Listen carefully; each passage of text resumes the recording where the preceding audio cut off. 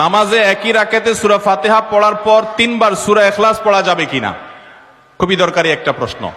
সূরা ইখলাস কোরআনের এমন একটা সূরা, যেই সূরা শুধুমাত্র আমাদের আল্লাহর কথা বলা আছে। এই সূরাতে অন্য কোনো সাবজেক্ট নাই। এই সূরায় শুধু কার আলোচনা আছে?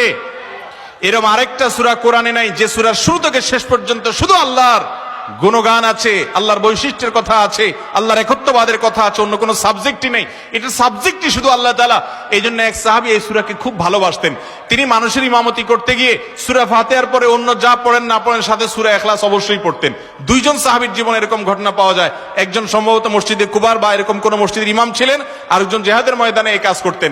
সাহাবীরা এসে বলছেন, ইয়া রাসূলুল্লাহ, উনি নামাজ পড়াইলে অনেক লম্বা সময় ধরে সালাত আদায় করে, আমাদের কষ্ট হয়ে যায়। নবীজি ডেকে বলছেন, তুমি কেন এই কাজ করো? বললেন, ইয়া রাসূলুল্লাহ, সূরা ইখলাস এখানে আমাদের রবের কথা বলা হয়েছে, আমার রবের পরিচয়ের উল্লেখ দেওয়া হয়েছে। এটার নামই সূরা ইখলাস, তাওহীদকে খালেজ করার সূরা, শিরক মুক্তির সূরা, আমার রবের গুণের সূরা। এখানে অন্য কারোর ইস্যু নাই, শুধু আমার আল্লাহর কথা বলা আছে। এই জন্য সূরার মর্মটা, এর অর্থটা আমাকে খুব স্পর্শ করে, আমার খুব ভালো লাগে। এই জন্য সূরা ফাতিহার পরে অন্য যা পড়ি না পড়ি, অতিরিক্ত সূরা হিসাবে, সূরা মিলার অংশ হিসাবে সূরা ফাতিহাটা আমি অবশ্যই পড়ি। নবী করিম সাল্লাল্লাহু আলাইহি সাল্লাম বলেছেন, এই সূরার ভালোবাসায় তোমাকে জান্নাতে নিয়ে যাবে। এই জন্য ভাই দেখবেন, সকাল সন্ধ্যায় সূরা ইখলাস, সূরা ফালাক, সূরা নাস 3 বার 3 বার, সকাল সন্ধ্যার পাশাপাশি 5 ওয়াক্ত সালাতের পরে একবার, রাতের শোয়ার সময় আবার 3 বার, মানে সূরা ইখলাস এতবার পড়ার আল্লাহ তাআলা ওজিফা করে দিয়েছেন। আমরাও সূরা ফাতিহা সবচেয়ে বেশি পছন্দ করি। এই মজলিসে যত লোক আছেন, আমার বিশ্বাস বেশিরভাগ মানুষ সূরা ইখলাসকে মহব্বত করেন, তবে সেটা ওই সাহাবীর মহব্বত করে না, নামাজ শর্ট করার জন্য। ঠিক না? অনেকে আছে দেখা যায় সূরা ইখলাস ছাড়া কিছু পড়ে না। কারণ কি? আয়তনে নামাজটা তাড়াতাড়ি শেষ করার জন্য। এইটার কারণে জান্নাতে যাবেন না, আবার খুশি হয়ে যায় না যে আমি এত বেশি বেশি পড়ি। আপনার নিয়ত যদি হয়, মতলব যদি হয় নামাজ সংক্ষিপ্ত করা, তাহলে হবে না। এই জন্য ভাইরা আমার, সূরা ইখলাসটা নামাজের মধ্যে কেউ যদি পড়েন বিভিন্ন রাকাতে, সূরার মর্ম উপলব্ধি করে তিনি ইনশাআল্লাহ সওয়াব পাবেন।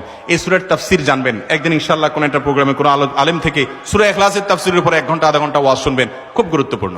সূরা ইখলাস এটা যদি কেউ 3 বার 4 বার 5 বার পড়ে, শুধু সূরা ইখলাস না, অন্য সূরাও, সূরা ফাতিহার পরে আপনি সূরা ইখলাস 3 বার পড়লেন, সূরা ইযা জা 2 বার পড়লেন, অন্য সূরা 3 বার পড়লেন, কোনটা রিপিট করলেন, একই আয়াত বারবার পড়লেন, এটাতে কোনো অসুবিধা হবে না।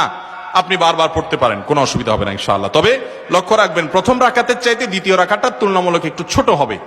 হ্যাঁ, আয়তনে পরিমাণে একটু ছোট হবে, এটাই সুন্নাহ। নবী করিম সাল্লাল্লাহু আলাইহি ওয়াসাল্লাম প্রথম রাকাত যদি 2 মিনিট ধরে পড়তেন, দ্বিতীয় রাকাত 1.5 মিনিট, অর্থাৎ একটু কমায়া পড়তেন, এটাই তার সুন্নাহ ছিল।